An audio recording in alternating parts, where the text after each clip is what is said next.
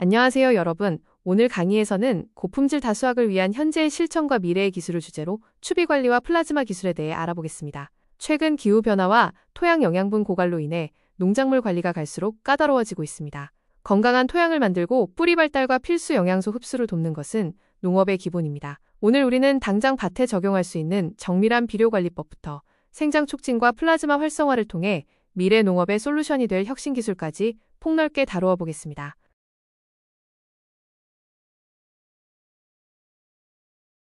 봄철 1차 추비를 주실 때 가장 흔히 하는 실수가 단순히 달력의 날짜만 보고 비료를 뿌리는 것입니다. 1차 추비의 정확한 타이밍은 달력이 아니라 온도와 뿌리를 보고 결정해야 합니다. 일평균 기온이 영상 4도 이상으로 올라가고 식물을 뽑아보았을 때 하얀 새뿌리가 발생했다면 그것이 바로 양분을 흡수할 준비가 되었다는 신호입니다. 지상부의 잎이 아직 작더라도 땅속에서 새뿌리가 보인다면 추비 적기이며 보통 남부지방은 2월 중순 그리고 중부지방은 3월 초순경이 되지만 매년 기상 상황에 따라 유연하게 대처해야 합니다. 추비는 시기별로 식물이 필요로 하는 영양소가 다르기 때문에 맞춤형 설계가 필요합니다. 성장이 중심이 되는 1차 추비 시기에는 초기 생육 부스팅을 목표로 질소 위주의 성분과 황을 공급해야 하며 완효성 복합 비료나 요소를 추천합니다. 반면 1차 추비 후 약 15일에서 20일이 경과한 시점에 주는 2차 추비는 구획 비대와 품질 향상에 집중해야 합니다. 이때는 단단함과 저장성을 높이기 위해 질소와 함께 칼륨과 칼슘, 그리고 황과 미량 요소를 함께 공급하는 것이 작물의 상품성을 높이는 핵심 비결입니다. 비료를 줄 때 노동력을 줄이면서도 효과를 오래 지속시키는 방법이 바로 완효성 비료를 사용하는 것입니다. 일반 요소 비료는 흙에 녹자마자 가스로 빠르게 날아가거나 비에 유실되기 쉽습니다. 하지만 완효성 코팅 비료는 흙에 흡착된 후 식물이 필요한 만큼 천천히 양분을 공급합니다.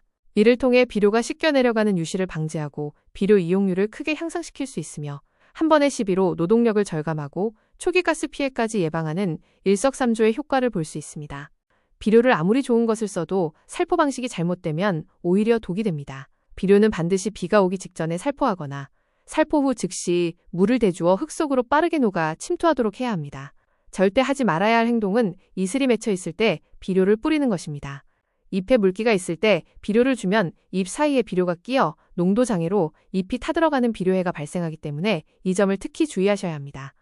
마늘과 양파 농사에서 질소 비료를 끊어야 하는 마지노선은 수확 60일 전입니다. 대략 4월 중순 이후까지 질소가 과다하게 공급되면 작물이 성장을 멈추지 않아 쪽이 다시 갈라지는 2차 생장, 즉 벌마늘이 발생하게 됩니다. 이렇게 되면 저장성이 크게 약화되고 상품 가치가 뚝 떨어집니다. 따라서 생육 후기에는 질소 공급을 과감히 중단하고 수용성 칼슘이나 칼륨 위주의 관주로 전환하여 알을 단단하게 굳히는 작업에 집중하셔야 합니다.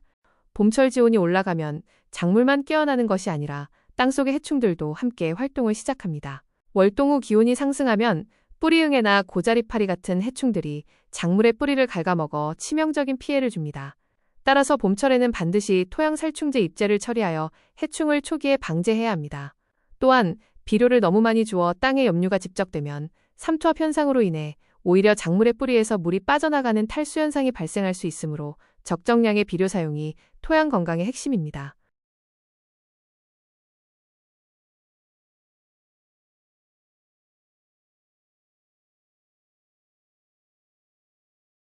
우리가 흔히 아는 물질의 상태는 고체, 그리고 액체, 그리고 기체 세 가지입니다. 얼음에 에너지를 가하면 물이 되고 물이 끓으면 수증기가 되듯 기체에 아주 강력한 전기적 에너지를 한 번 더 가하면 원자핵과 전자가 분리되는 이온화된 상태가 되는데 이것이 바로 제4의 물질 상태인 플라즈마입니다. 플라즈마 상태에서는 매우 높은 반응성을 가진 활성종인 라디칼이 풍부하게 생성되며 이 물질들이 농업에 적용될 때 강력한 살균작용과 함께 작물의 생장을 촉진하는 마법 같은 역할을 수행하게 됩니다.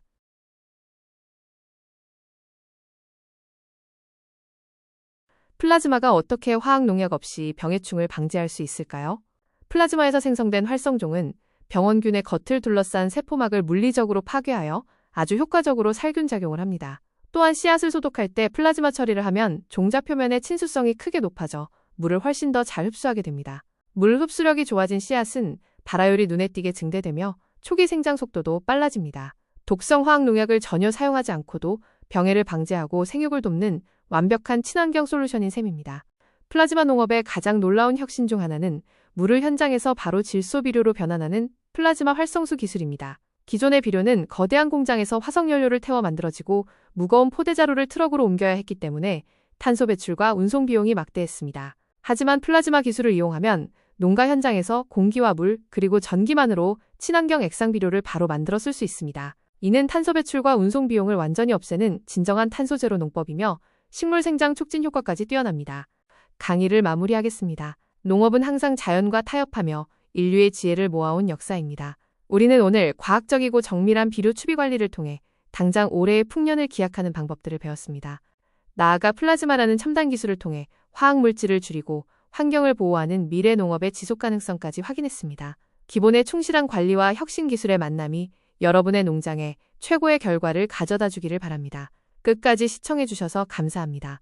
리판바이오 제공입니다.